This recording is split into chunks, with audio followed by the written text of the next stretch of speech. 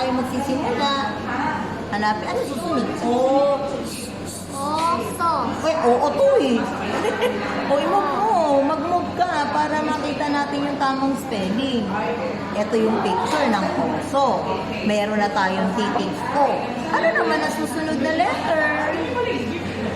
O, ulit? Oo. Os. Tunog S. Ano tunog na letter S? O, i-move mo yung S. Dali. Tingnan natin. O. O, nasaan? Oo, yun eh.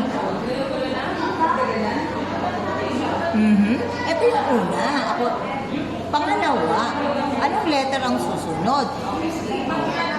Yan. O, ngayon. Basahin mo na. Anong tunog nito? Ito? Wala pa. Ito muna, tunog. Tunog. Okay, ngayon, hanapin natin para makabuo tayo ng complete word. Okay, ano imamatch mo para maging oso? Itapit mo. Ay, tama. Basahin nga natin. Para hindi ka ma-confuse. I-cover natin yung ibang mga salita para hindi ka ma-confuse. Ano nga itong nasa larawan? Ngayon, anong titik ito? Anong tunog ng letter O? Hindi O. O, bilog lang. Anong titik ito? Titik. S. Anong tunog ng S?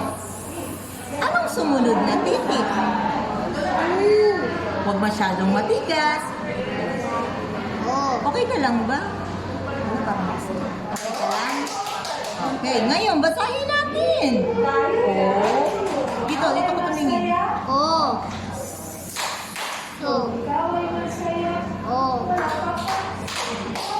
Ako na rin tayo mamaya. Ito, ulit.